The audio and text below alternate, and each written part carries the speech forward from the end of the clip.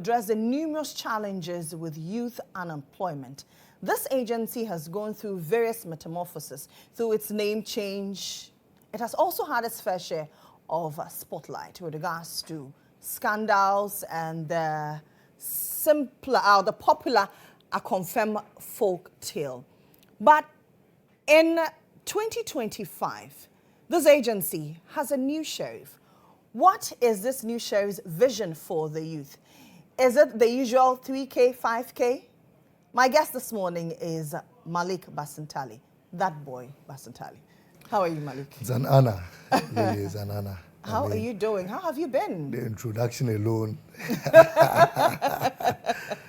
you know, I've been good. I mean, trying to settle down very well and balance myself. It's time for action, and I believe strongly that His Excellency the President put me there for a particular reason, and we've got to accomplish it. I was one of the people who championed the issue of high unemployment under the previous government. And one of my worries was that very little opportunities were being created for the younger generation.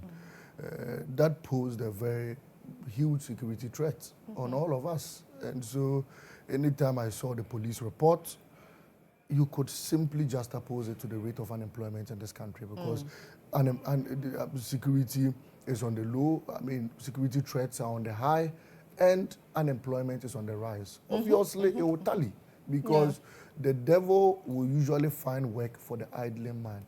And that is why, right when I was appointed, I knew one of the first people I was going to go into battle with was the devil, because we are going to find work for the sustainable work for the idling man. And the devil would definitely be in competition with us because we are taking his people from him. And so, in the past few weeks, we've been very particular and very, very deliberate about the sort of jobs we want to find for our people. We have realized the fact that we cannot fully depend on public sector jobs because obviously public sector may not be sufficient to accommodate all the younger generation coming up. So we must delve into the private sector. Very important, and amazingly, the president is poised towards implementing the 24-hour economy. That means that we're going to have enough room, both in the public sector and in the private sector, to recruit a lot of younger people. And we look forward to taking advantage of that system. I have repeatedly said that, look, we've from 1957 till date, or if you want before 1957, we've operated at an 8-hour corridor. What happens to the 12 hours? We go back home and we sleep. Yet, we still underproduce. We still import in huge quantities. Just last month, I was told that, absolutely, I was told that the importation of even mango into this country was more than a 5 billion or so. I stand to be corrected. And it's surprising. Onion to about 2 billion. Pepper, about 1.5 billion, including wele into this country. As for commodities we manufacture, that one even zero, because we manufacture very little in this country. Look, since I was born, Don Simon has always been on the rise. Don Simon. In fact, currently, there is no bar or no shop you enter and not find Don Simon. Yet we don't produce Don Simon locally. It's imported from Spain. And it's infiltrated our economy, not only the Ghanaian economy, but all other African countries. Yet, we also produce calipo locally. Why can't we produce calipo in huge quantities to the extent that we'll be able to export? It's simply because we've not had enough labor for that particular workforce. And we think that leveraging a 24-hour economy will create jobs, sustainable jobs, will boost local productivity, and also, enhance our export-led corridor. And that's what we situate ourselves in. In the last few days, I've personally, through the direction of the visionary President, His Excellency John Dramani Mahama, solicited some slots from the private sector. I can confidently say that adding on to what we met, we currently have about 3,250 available jobs in the private sector. This afternoon at 2 p.m., I'll be signing an MOU with GHOne Security Services to recruit close to 6,000 young people through facilitation. 2 days ago, I was at TVET to support Guinness Ghana in launching the Guinness skill training, phase 2, that recruited about 200 people, training them in hospitality services. These are all jobs we could take advantage of. And as I speak today, by the end of the week, we soliciting some other private sector jobs that will add about 500 people onto our job vacancy corridor. And so we are currently leveraging the private sector. And we're doing so because the budget hadn't been read and allocations hadn't been made. Right. Now the budget has been read and allocations has been made. It means that we're going to tap into our models like the youth in afforestation, the youth in community service, community policing system, the youth in prisons, the youth in immigration. And this time we're taking a step further because we want to meet up with the various security agencies. So anytime recruitments are going to be made, at least 30% will be taken, will be absorbed from our community police system, community immigration system, the prisons assistance, and all of that. Adding on to it, we are creating 2 apps. One, where the employer goes on to search for an employee. And 2, when the employee goes on to search for an employer. So it's going to be a 2-way app. So we're going to offload our skill training. Currently, we have close to 10,000 people undergoing 10 skills: welding, hairdressing, tailoring, makeup. You ladies call it, I think they call it beauticians, right? Yes, Yeah, beauty artistry. I call them makeup artist, beautician, absolutely. And all these skill training. Once they are done, we'll offload them onto the app where you would go on to look for an employee. And what we want to do is to bridge the gap where a customer is in search of a particular skill and does not know how to go about it. You know, not to cut you, you know, many times people say we're training people in these skills. Afterwards, Absolutely. Then what? Then what? So that's what we want to do now. We want to bridge that gap because you train someone in hairdressing. The person finishes. In fact, with YE, we give you a startup kit. But our evaluation report tells us that very little of them go back to practice the skill they actually learned because they may get into other ventures and all of that. And sometimes due to lack of demand. But you know, out there in the external world, we have high demand for a lot of the skill we underutilize in this country. Okay. In fact, I had a deal we still studying in Berlin, and I was told that, in Serbia, I was told that in Serbia, you would have to book a tiler for about 3 months ahead of time before you could get a tiler. You have to book a mason 4 months ahead of time before you could get a mason. Yet we have enough masons we've trained here. We have enough tilers. So why don't we leverage our migration window, legal migration window? And so we set up a department called the Work Abroad at YE. Currently on Friday, the 18th, we'll be launching it, the Work Abroad program, in alliance with the Ministry of Employment, the ministry, my mother ministry, the Ministry of Youth Empowerment, Development and Empowerment, the Ghana Immigration Service, the Ministry of Foreign Affairs, to set up a migration window. So this app we're creating currently is going to first be piloted in Ghana and in Dubai. Okay. So our skilled labor are going to be migrated. Part of them are going to be migrated abroad. And what we're going to do is that if you are in Dubai and you need a tiler, you just log on to the Ghana Job Connect app. You log on to it, and then you see whatever skill you need there. In Ghana, if you set a GHOne today, what we want to do is that we set a GHOne. For example, you have a tiling issue. You came to work and a tile is raised.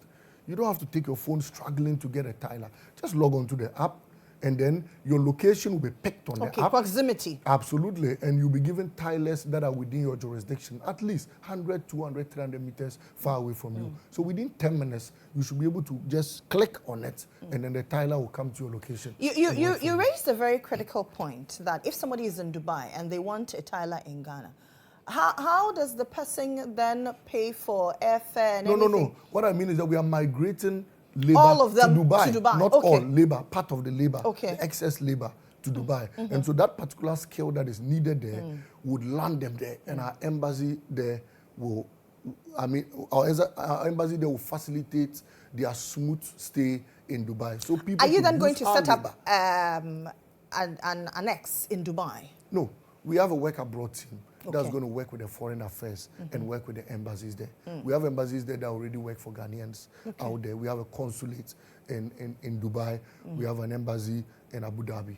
And so once we land our labor there, they are going to facilitate the connectivity between our labor and the Dubai authorities. So we'll sync our people into their system, and anyone around there who needs a particular skill would easily get it on our app. Then we expand it to other countries. Like I spoke of Serbia, I spoke of Germany, and all other countries that will need our skill. In the future, we should operate in more than 10 countries. We're looking forward to implementing that ASAP. I told you on Friday, the work abroad corridor is going to be launched. These things I'm mentioning are for the informal sector. Then we come to the formal sector. One of the things we've realized is that a lot of graduates finish school, they undertake national service, and companies are still afraid to recruit a lot of these people. All they tell you is that, look, go and get an experience. But the question is that which company is going to risk employing you first before another company that says get the experience will gradually take you later in the future after you've worked with a company for about 10 years. And so it's become a challenge. And as young people, I think that's worrying. Look, young people go out there with CVs. The businessman will take your CV and all he's looking for is work experience. If he doesn't see any work experience, he says, look, you don't have a work experience. I need somebody with at least 10 years. Where did that person with 10 years, where did he get it? There was a point he had no work experience, and a company hired him. So why is it that we are challenged with employing people who just came out of school and undertook their national service? I think that the challenge had to do with the assurance the person could do that particular work. And so at YEA, we are setting up a corridor where we create what we call the employment card. Before you attain the employment card, we will take the risk of absorbing you as a graduate who's undertaking national service. We'll absorb you into one of our models, would give you that skill, and would issue that employment card. That employment card will certify to any employer that this person does not have 10 years experience, but the employment card that has been issued to him means that the person can serve as an accountant, the person can serve as a treasury head, the person could serve as an estate officer. Because we have given the person that additional soft skill, we have trained the person, we have tested the person, and the person could be absorbed without 10 years experience. If you travel abroad, for example in the UAE, they have what we call the Emirates card. Once you get that Emirates card, nobody looks out for employment. They believe that you are certified and you could work in any institution, any skill you went to learn. And that's similar we want to implement in this country because we want to issue people with that employment card.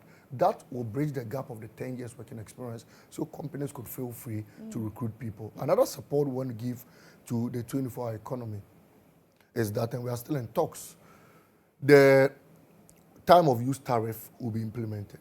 Security will be provided to companies, and also a reduction in taxes will be provided to companies. However, the man who runs a company will need additional staff in order to quickly start the 24-hour economy before the benefits of the time of use tariffs kicks in, before the reduction in taxes kick in, then he's able to pay his people. So we have what we're going to attach to our model called the industrial attachments.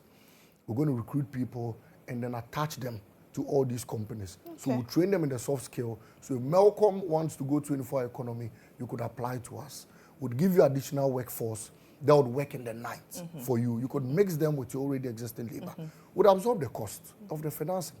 And then we'll take care of them. They would get daily stipends. Is it something you're starting immediately or is it a gradual thing? Because we all know that in Ghana, after 6 p.m., everybody goes to sleep. Absolutely. After 8 p.m., Malcolm closes. Absolutely. And who would want to come out in the night to risk security issues and go shopping? The issue with security has already been catered for. And in fact, we would add additional security through the police assistance services with the CPA model.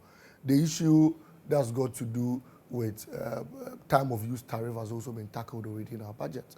The issue that's got to do with reduction in taxes has already been tackled in our budget. All these levies that have already been absorbed clearly shows that this government is poised for action. The last one is the additional staff, like I spoke about, and we've infused it in our budget under industrial attachments.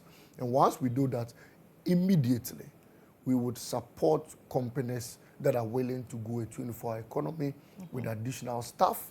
We will give them incentives at the beginning stages, and after some time, when the benefits of all these external remedies come in, you would take care of your own stuff, because by which time you would have declared a lot of profits and you would see the benefits and the need of a 24-hour system, and then immediately... You seem to have a very broad vision, right? What's the target for tackling youth unemployment? In the first year, we're looking at close to 200,000 people from 1 year alone. In the first year, we're looking at solving the issue of unemployment, creating jobs for about 200,000 people from the Youth Employment Agency alone. I'm not speaking about other agencies. I'm not speaking about the GRA. I'm not speaking about the DVLA. I'm not speaking about the NIA. I'm speaking about the Youth Employment Agency. We will create about 200,000 jobs. And in the long run... Which sectors are you looking at? We're looking at skill training, where we're going to create direct jobs, where the people go out to create indirect jobs. We're looking at the community policing assistance as part of our model, where we're going to create about 15,000 jobs there. We're looking at the youth in immigration, where we're going to create about 5,000 jobs. We're looking at the industrial attachments, where we're creating about 7,000 jobs there. And so I could go on and on. So many models out there, including training people to get indirect jobs. And the issue about demand comes in here. Just 2 days ago, we had a meeting, a discussion around a company that produces bricks in this country. And they bend the brick, and they're able to mold the brick, and they're able to use the bricks in construction works. And then the brick company told us that, look, currently they are so understaffed to the extent that they have demands as far as 1 year ahead. Demand. So there are people who have booked them, and the only available dates is towards the end of the year. So someone wants to build a house using only brick, because of course brick is carbon friendly, and the future generation is gradually moving out of block and going back to brick. Then they say, look, currently they don't have enough staff. People have come with so many orders.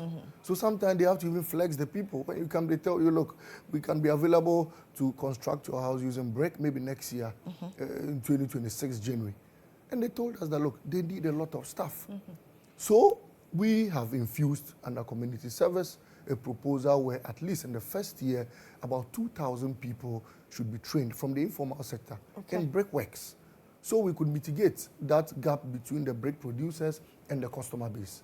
Once we do that, I think that the people who are demanded for brick construction and were put somewhere January 2026 would have enough staff to have their job done.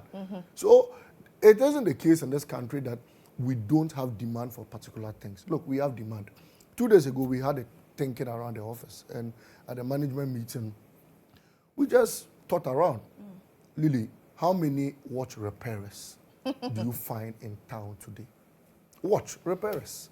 You can't even find them. Absolutely. So your watch gets damaged. And if you don't have the luxury of traveling abroad to get it fixed up, especially if it's an engine watch, then you may have to put it there and think of where you could get money to get a new one. Yet you go to China and you go to Korea, and there are young people, young children, learning how to even make watches and fix watches. What's happening to our economy? Isn't it because we do not place premium on such skills? Absolutely. It's a factor. But it's also because we haven't made available the corridor to train people in such skill. Look, the scale of hospitality, there were people who said they didn't need it. I remember when I shared the flyer on my page, people said, oh, you want to train us in hospitality, we are not interested. A lot of people are, of course, some naysayers. Then after the close of application, we realized that about 850 people had applied. And we needed only 200. I kept thinking, what is going to happen to the remaining people who had applied but had not been enrolled? So it isn't the case that people are not readily available to learn these skills. It's because the avenue for learning these skills have not been provided. As simple as that. And at YEA, we think that those avenues are going to be provided to the most little skill. Watch repairs, curtain, blinds repairs, and blind manufacturing. These are very little skill that, Lily, I think that we're gradually looking away of. And in the near future, we're going to struggle. Look, shoemakers. Those days in the morning, you find people moving by your window. Come, shoe. When was the last time you heard that? It's very difficult to even get a shoe repairer if your shoe develops a challenge. Yet, shoes are things we are going to continue wearing till the end of time, whether you like it or not. Until the last man dies, he will die in a shoe. So we must expand the scale in that corridor. And there are people that, look, there are grades of employment. And that is why I respect anyone doing any kind of trade, because it's a value chain. Absolutely. And if you don't respect anyone doing any kind of scale, you'll be found wanting one day. If your shoe gets damaged and you're a bank manager and you don't find someone who repairs shoes, you'll be found wanting. So you need that person and you must respect that person. And the human being is created in such a way that everyone appreciates what particular skill he's meant to do. They all appreciate it. So don't think that if you write a post where you need people to train them in shoemaking, you won't get people to apply. It's not true. There are people out there who want to learn it. And once you put a post out, people will come and learn it. Ignore the naysayers. Ignore those who say, look, they are not interested in this. I remember the Nkukon Kete policy, Lily, when it was first brought out. Then people went to town, criticizing and insulting it. But you know what happened? We won in all the Bono areas in this election. The reason is that the Bono region is particularly known for poultry production. And Nkukon Kete was a major policy to them. But the MPP never thought about that. They even sang songs, NDC, Nkukon Kete. And I mean, you are teasing someone's, what someone depends on for livelihood, someone's daily bread. And you are teasing it, and you think it's supposed to go out there as a mockery. And you go out there and you are laughing. Nkukon Kete, and GHOne Mohammed. But yes, yeah, the Nkukon Kete, but we won in the Bono areas because the Bono people needed salvation to their poultry production.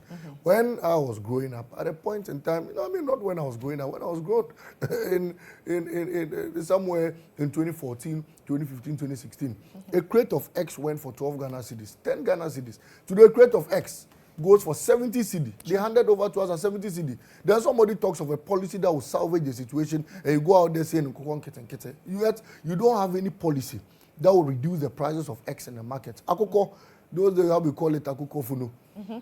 When you go to the market to buy akuko funu, those days used to go for 15 cedis, 20 cedis. Today, I'm told it goes for about 250 cedis, 300 cedis. One broiler.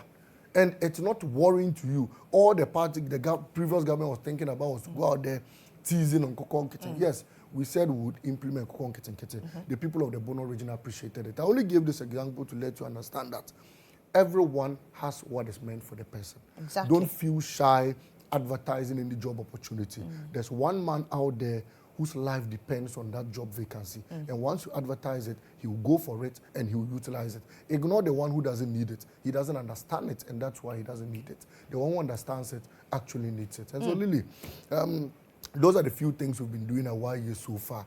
In the coming days, by next month, we'll be commissioning and graduating close to 10,000 skilled training people. I already told you. And once we are done, we'll that was done within a month? No, the skill, it was in phases. Okay. And so we're doing it in different phases. And then there was a continuation of that particular skill. Okay. And so that is what you inherited, is that it? Yes, part of it. And so we'd add on to it when we'd graduate them, and then we'll add on to it in the coming days. And once we graduate them, we'd absorb them onto this app because we have created an exit plan for them. Like you rightly asked, we train them, and after that, one next. This time, the issue of one next is going to be solved, and we're going to create employment, sustainable employment for all these people who are going to graduate. So you're still listening to, you're still watching GHOne TV, Hard Talk, and my guest is still Malik Basintale.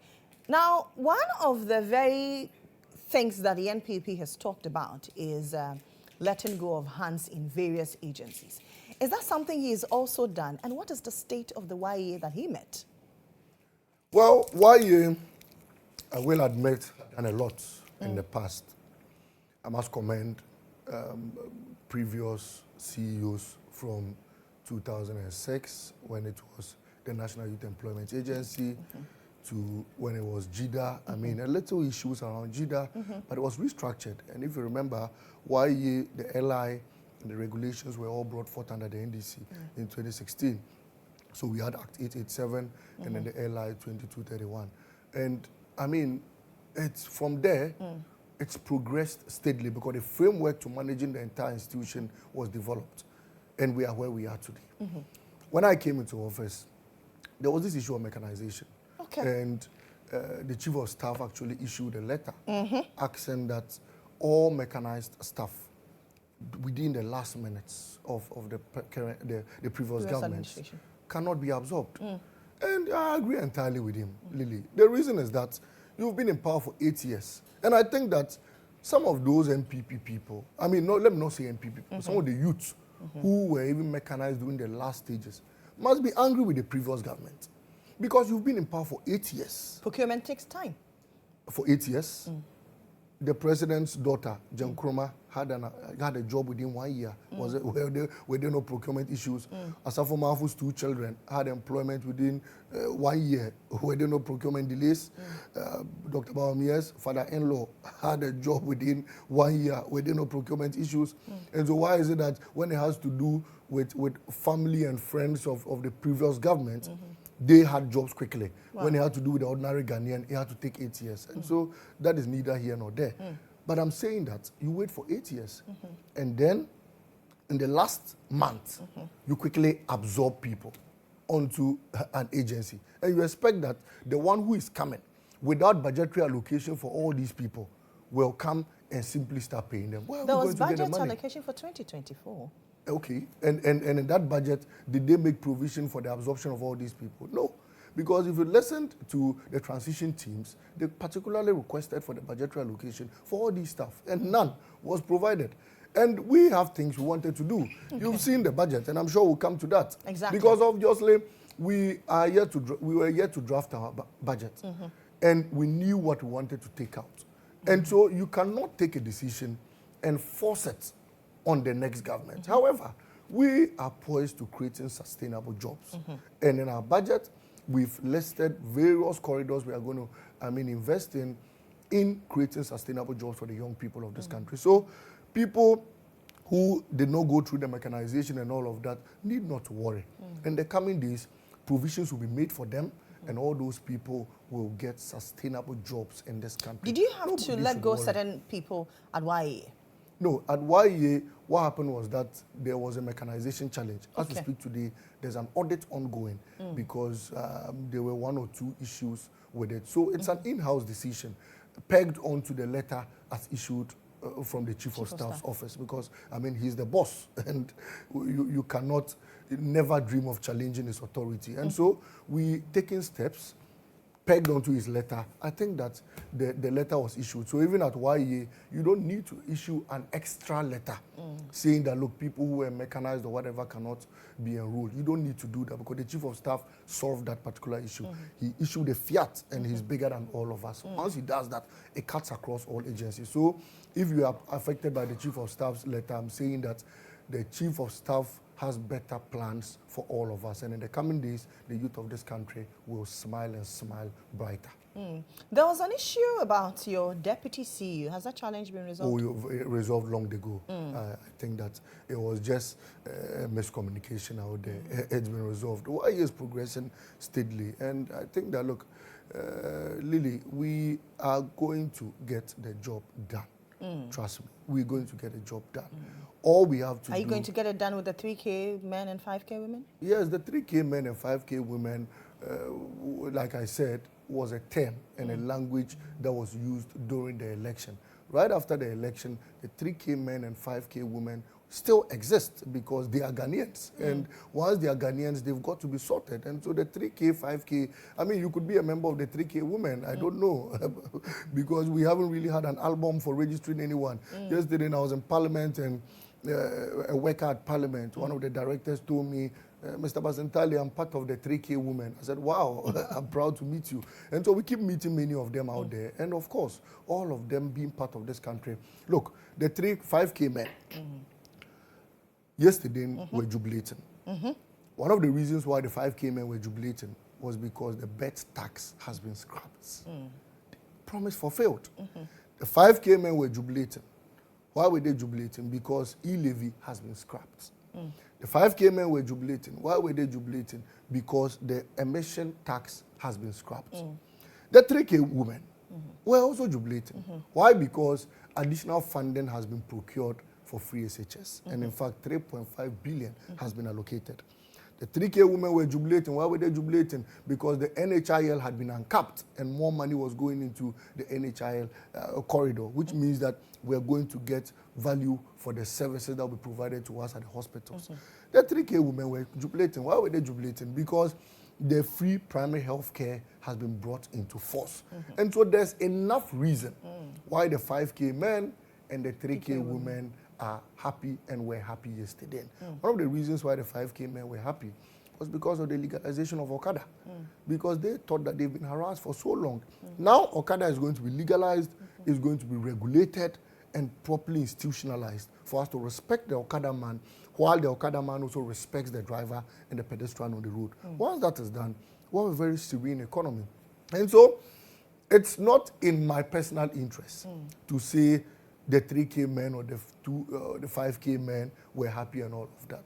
They were happy, and we know they were happy because of the promises we made to them. How did I win the 3K men or the 5K men? I won them simply because we assured them we're going to scrap the bed tax. We assured them we're going to scrap the COVID levy. We assured them we're going to scrap the e-levy. We assured them we're going to create sustainable jobs for them. We assured them of a serene economy. We told them obnoxious taxes were going to be cleared. We told them how we're going to manage the economy. And Lily, yesterday you testified that indeed that has been done. So there's enough reason for all the 5K men and the 3K women to be smiling. Yesterday, I made a very strong case that, look, I will feel proud. In fact, henceforth, I need to change my walking and walk like I must. Why? President Mohammed has made me proud. I'm a proud young man. His Excellency JM has made me proud. I feel proud, though. Look, I'm excited this morning, I won't lie, because the man has done what Nebuchadnezzar could not do. Look, when we're campaigning... In this case, who is Nebuchadnezzar? Biblical terms, Nebuchadnezzar existed. In the last government, Nebuchadnezzar existed. But you see, in doing the campaign, I went out there and I made solemn statements. After the election, I made a point on TV that my headache now is for us to wait and see how we're going to implement it. The promise keeper, His Excellency John Dramani Mahama, who never fails, has done what Nebuchadnezzar could not do.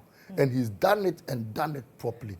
I have enough reason to walk proud in the market. In fact, I have enough reason to start walking from work to the house because I can face anyone face to face. I'm not shy. In the last government, 2 days to even the budget reading, the Deputy Finance Minister said the haircuts will never come, the bonds will never be slashed and all of that. 2 days. Then at the budget reading, they introduced the haircut. So, I mean, it was a terrible situation for even their communicators. Because I was on TV, I remember, before the haircut situation. And the communicator said, oh, the haircuts, the bonds will never be slashed and there will be no haircuts and all of that. Then after the budget, I came on TV with him again and I said, but you told us you will not scrap it. You won't implement the haircut situation. What actually is happening? And he was quiet. So the previous government put their own communicators, even an embarrassing situation in previous times, and their own appointees. Their MPs were embarrassed. Yesterday, if you looked at the demeanor of their minority, the micro-minority in parliament, Lily, it was terrible. You could see they felt that their party had collapsed, and they felt that maybe they should just forget the MPP and go into other ventures. Do you think so? Because they have termed the budget the Sakawa budget. How? Since we're talking about it's not about 10 minutes. It's about explaining why it is termed as Sakawa. So they should tell us how. Why? They came and told us. And you see, one of the things that, Anta. Sakawa is literally scam, right? One of the things that the former finance minister, Dr. Mohammed Adam, says was that we didn't implement the Burton tax. You see, I like Dr. Amin Anta so much. But one of these days, I'll lose my cool on him. And I'll lose my cool because you cannot take us for granted. Look, this is a bet slip. When you are you an investor? No, you see, and the issue with betting, Lily, the issue with betting is not about, the issue with bet tax, it's not about morality. Okay. It's about fairness and greediness. It's not about morality. We're not talking about betting. We're talking about the tax you've imposed on it. In other words, if you, Dr. Baumia, and I used to say it, say betting is haram, yet you are now telling the man that when he wins the bet, he should give you 10% to drink. So you don't like dog meat, but you said they should give you dog soup to drink. Have you seen some before? So clearly, it was a confused situation. So the issue with bet tax has nothing to do with whether you partake in it or you don't partake in it. It has to do with the rule of fairness. And we thought that in all honesty and fairness, if you did not work for a particular thing, you shouldn't chop from it. Monkey cannot work for baboon to chop. The young man cannot use his money to go and bet. And after he wins the bet, you say, give me 10% out of it. That statement you made generated some controversy on social media a while back. Yes. When some members of the NDC allegedly were peeved that they did not get appointments. Of monkey they work, babu they chop. Yeah. Oh, I don't think that members of the NDC were peeved they didn't get appointments. I think that we've reduced the number of ministers we previous governments appointed. And size of government. And we're coming to that. And I'm going to explain why the current government has done what Nebuchadnezzar could not do. In past times, I never believed that a government could run a country with 60 ministers. I never believed it. Even me, Malik Basintale. I never. You were going about campaigning, you for didn't it, believe in that? But I was skeptical. Okay. I must be honest. In all fairness, this is a sincere conversation. I was wondering, and anytime I met His Excellency the President, I said, sir, can you run the country with 60 ministers? He said, I can do more than that. I said, wow, okay. Who would say?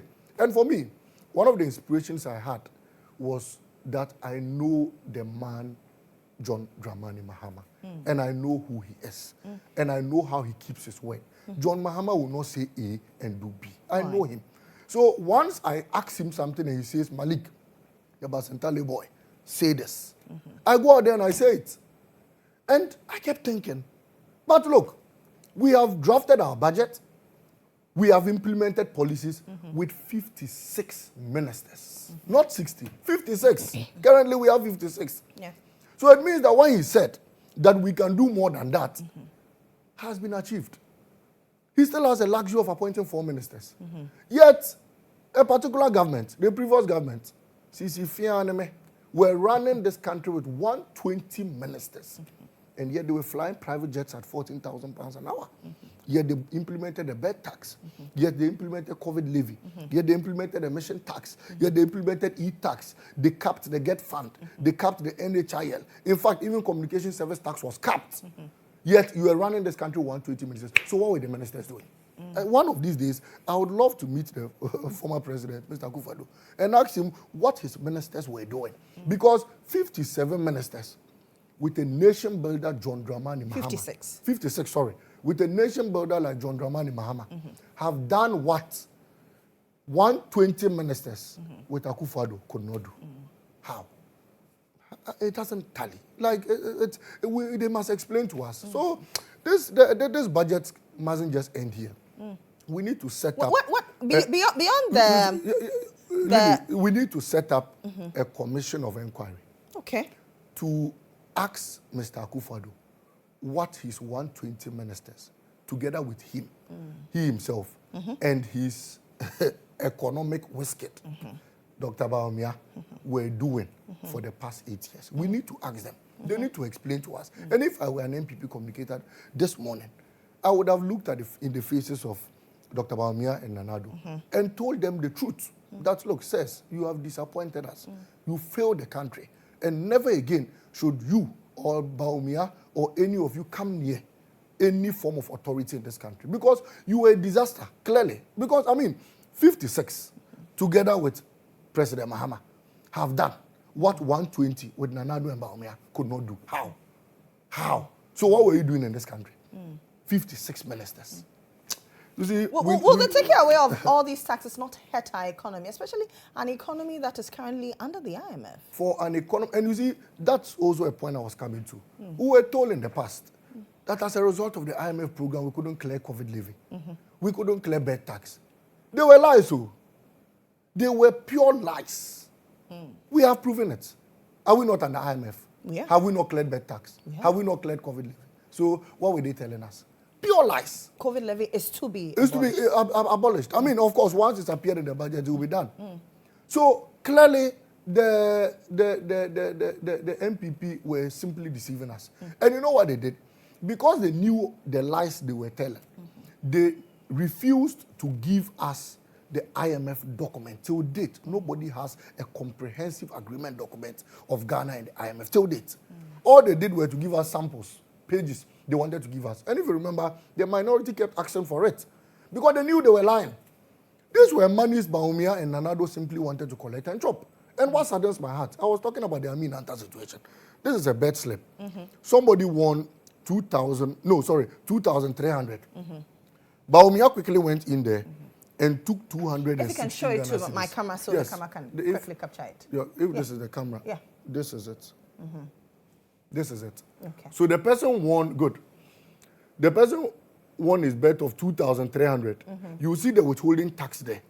The deduction of 216 cedi, 70 pesos was deducted for no job done. Bawumia, you didn't contribute in the staking of the bet. You didn't use your money. If the one who staked the bet had lost the bet, his money would have gone free. Your money wasn't part of it. Now the person has won, and you want monkey to work and babu to chop, for you to just go and take free money. Then Amin Anta comes to tell us yesterday that they never implemented the bet tax. La ilaha illallah. But this morning I played for viewers a video of Dr. Bawumia during his vision, when he was outlining his vision in somewhere February 2024 at the UPSC, where he said that if he was given the nod, he was going to abolish the betting tax. So who brought the betting tax? So if you said you never implemented it, why did Bawumia say he will abolish it? That's the first question. Number two, you brought bet tax and you tell us vote for me so that I'll come and remove it again. What kind of thinking is that? I mean, Ghanaians are discerning. Then this is the GRA report. This is 6 October 2023. GRA generates 50 million from betting tax. Target 60 million by end of football season. In fact, within 2 years, they generated 80 million from the bet tax. And you come and tell us it was never implemented. You see, this matter, I don't need to call the MPP liars. The youth out there of whom the deductions affected will call them liars. And yesterday, if you observe social media, young people were so angry. Wait, how can you tell me that after all the deductions we've made, you tell me you never implemented, you never deducted? So where were the monies going to? So I think that, look, in as much as you are a minority, you should also remain responsible. And please, as a minority, you must respect Ghanaians. Look, you disrespected Ghanaians while in power. You disrespected Ghanaians even during the campaign season. When Ghanaians were unemployed and wanted jobs, any time Bawumia and Nana Addo appeared before them, the first thing is to tell the DJ to play Sisi Fianeme. Then Bawumia will go and say, Odome de can These were the things we were doing to Ghanaians. Ghanaians got angry, they voted against you. Now in opposition, you still want to annoy us. Look, you cannot, they shouldn't pour sand in our garden, because sometimes when you over-annoy the youth in opposition, they turn their anger towards the government. We have done enough for them, and the youth of this country is proud of what we did in our manifesto, in our budget, sorry. Now, one of the things I would want to add on is the fact that the 120-day social contracts have been duly fulfilled. And we are not even up to 120 days. Absolutely. Impressively. And that's one of the reasons why I want to salute His Excellency John Dramani Mohammed this morning. Of course, together with his very venerable finance minister, Dr. Kessel Atuforsen. Atuforsen is a gem. And sometimes I ask myself, if MPP had wrongly jailed Atuforsen, if they had wrongly jailed him, but for the fact that God intervened and they were exposed, if they had jailed him, so who would have managed our economy? Because you don't have the men? Look, what Atto has done is beyond measure. And I'm certain in my heart. Are you then saying that his predecessor, Seth Tekbe, did not perform? Oh, but if Seth Tekbe did not perform, in 2017, MPP wouldn't have gotten the very good dividends they got. And Seth Tekbe was there with Atto Forsen. Exactly. So the two of them... Atto deputized. Well, absolutely, they were fantastic. And that is why in 2017, we left a stabilized economy to the previous government. And now Atto has taken over and done much more. Every older person aspires or wants a younger generation to come and do more than he had done. Absolutely. And yesterday, Seth Tekbe was in Parliament, feeling very proud because he was looking at his boy Atto and he was like, "I'm proud of you, man." And His Excellency the President was proud, I know, of Dr. Kessel Atuforsen, because I mean they've sat through together with his team and they've drafted a document that relieves all of us of pain and imposes hope on us. And I think that anyone who listened to the budget yesterday was highly inspired by the words of Dr. Atuforsen. And so what I'm saying is that, look, I never believed that a government a budget could be so sweet and smooth like this particular budget. I never believed. Yesterday, everything that was said in the budget was spot on and met the requirement of every corridor in this country. All funds uncapped were done.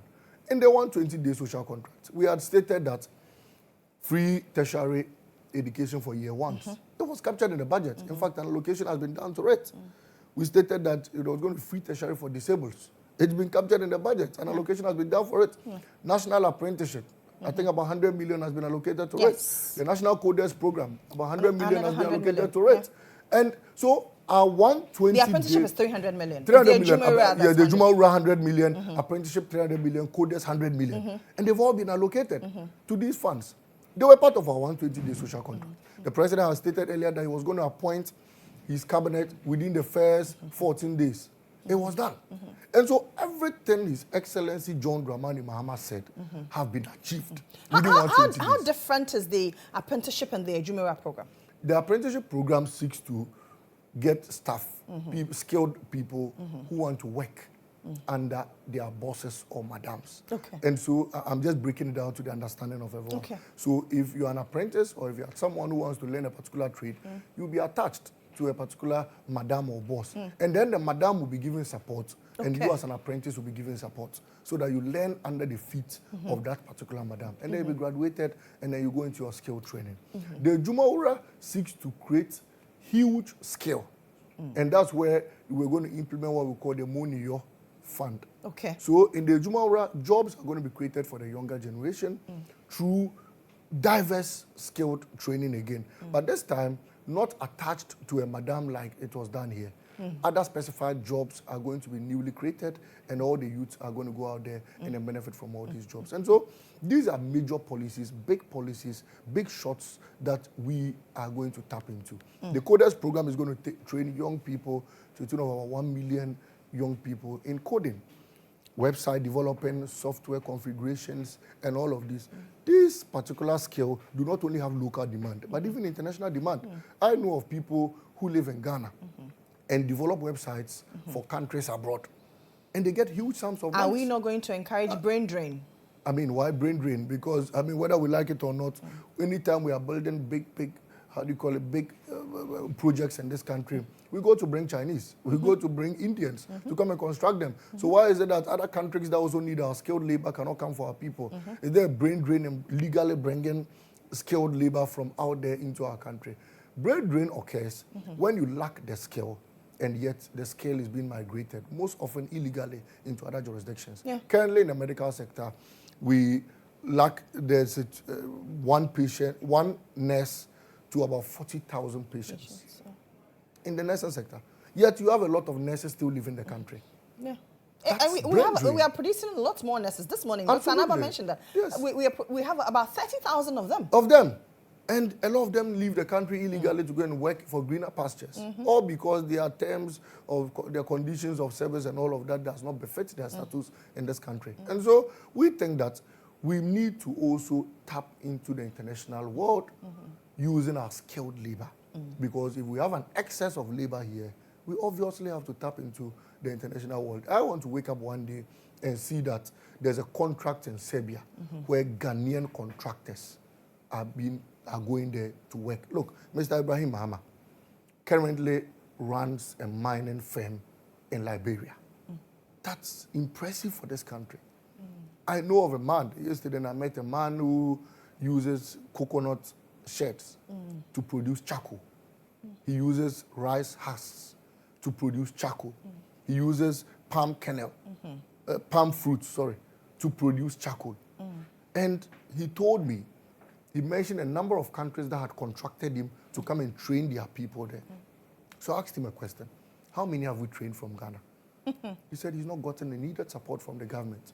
Yet governments of other countries contract him to come and train their people. I said, look, young man, His Excellency the President is interested in anyone who has a fruitful policy towards charcoal production. Because Lily, you come from the northern part of this country. Anytime you see trucks loaded with charcoal heading towards the staff, that is our forest going on. That is just the forest they have put on the truck and bring into Accra. Because all those charcoal you see there were bent out of shea nut trees. And our most precious tree in the north is the shea nut tree.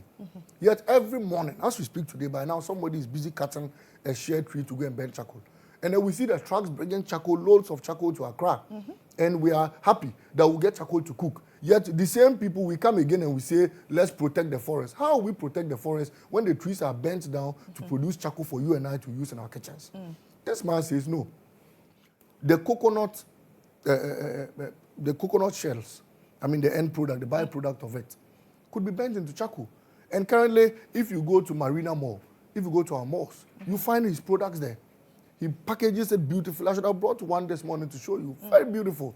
Now, what that charcoal even does is it produces very less smoke. Okay. Which does not affect the ozone layer. And again, it helps reduce coconut waste on our streets. Sometimes in the morning you are driving and you see the Kube seller has piled a lot of coconut waste and on major streets. And sometimes they leave them by the road. They leave them by the road. And we don't have use for them.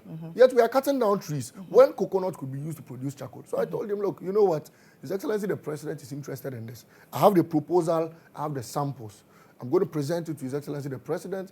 I'll present it to my Minister, Honorable Giorgio Parado. And then together would come out with a framework towards training more people in that production. When we do that, we'd reduce the felling of shea nut trees and would also clean our cities because the coconut waste are now going to be picked up for recycling, and they also still get our charcoal to use and export some. So it's a bigger picture, and I feel that the Ghanaian economy can utilize our skilled labor. Other countries are utilizing our people. I know some people in this country that work internationally, yet our own country does not or do not appreciate the work they do for us in this country. I think it's time we go international, and that's what my work abroad team seeks to promote. So in the coming days, we'll launch it. And all our skilled labor, part of them, the excesses in this country will be taken abroad to also work and brighten the name of Ghana. What that also does for us is that when they go, they also learn new skill from those countries. So when they come back, they come and train us or enhance the already skilled labor here, the training, so that they could also meet international standards. Just last week, I got to know that our measurements are different from the international standard measurements. Yes. So if a mason goes abroad, and they give him the measurements on a sheet of paper, he will get confused.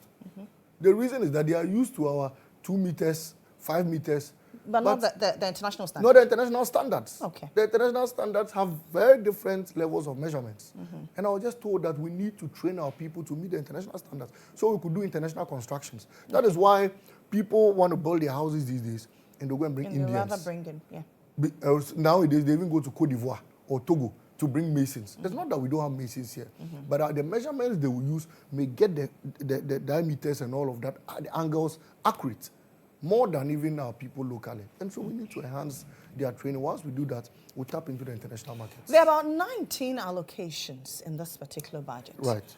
The Member of Parliament for Fwasia Yobi, Kujo Nkrumah, says all these allocations are just audio money. The challenge is raising money. I don't understand it when he says the audio money. You see, they are still confused with the sort of audio budgets they gave us in the past. Right. So they think that anybody will be like them because they will say one thing and do another. If he understands the concepts of budgets, once there's an allocation for it, it means that there's a fund already appropriated to that particular allocation. And we have said that 13.85 billion is going to be allocated to the Big Push program. It means that the finance minister has already made provision for that particular allocation. And the finance minister has demonstrated beyond reasonable doubt how he's going to meet that. They spoke about the tax refund policy that was reduced. That alone is going to generate over 2 billion. The reduction in the number of ministers from 120 to 60 creates a lot of space to accumulate over 100 million annually to fund some of these projects. And there, for example, the Ejumaura, 100 million is going to be allocated. The reduction in the ministers alone can cater for that. Because we are no longer going to be paying these ministers these allowances. What is the money going to be sitting there doing? So we must use it to create jobs for the Ghanaian youth. President John Mohammed says, I won't fly private jets unnecessarily like this previous Nanado was doing. So the money that was saved from it will be used in other ventures. And so there's enough funds that's going to be derived from a lot of corridors in this country. And the finance minister has demonstrated beyond reasonable doubt. And we think that once those funds are derived and they are not used, unnecessarily. For example, under Nanado, so many presidential staffers, so many, more than 3,000. Office of Government Machinery, and we are allocating billions to them. You have evidence to back that? Absolutely, because the Office of Government Machinery is not hidden. You need to present the number to Parliament before they approve a budget to you. So it's in our budget statements.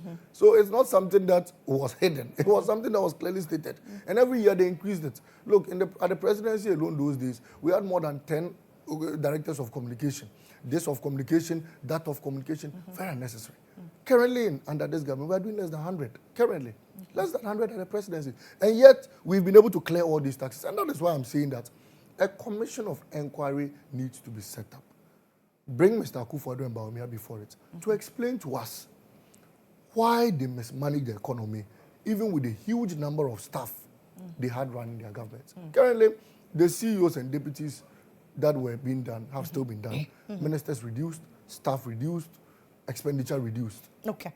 And we're running the government smoothly. Is Awal Mohammed still at YA? Awal Mohammed is no longer with YA. Okay. Yes, but he's a public service worker. So definitely the public service will absorb him. No, he's a public service worker. So the public service has absorbed him already. Okay. That means that you cannot sack him. Cannot touch him. So, and the reasoning is that once he's a public service worker, the public service, anytime you think that the person cannot work here, the public service will simply put him at the proper jurisdiction to work. Okay. And that matter will be resolved. Okay. Will you hold a job fair? Yes, of course. Okay. We will. We would hold a job fair because, we need to also tap into the expertise of many people, and people need to share ideas. I'm always in for dialogue, and at the avenues where you could tap into the thinking and opinions of other people, I'm all for it. And in fact, the assumption of office, I've met many people and I'll continue to meet people. Once you come with your opinions, I listen to you.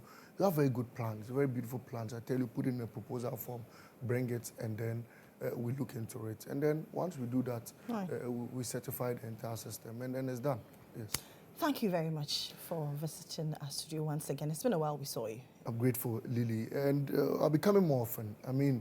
Like I said... This has always been your home. Absolutely. His Excellency the President has made me a proud man. He's made me feel proud and confident. And I'm better than who I used to be because I feel that GHOne Mahama is a promise keeper. He's one man. And I've stated that I am the Basintale boy named by the President. In my next world, I will still want to campaign for GHOne Mahama. And in the world after that world, I will still want to campaign for GHOne Mahama. And if there's no world again, I would campaign for him in heaven to get a very good position. Malik Basintale is the CEO of the Youth Employment Agency. That's it for Hard Talk.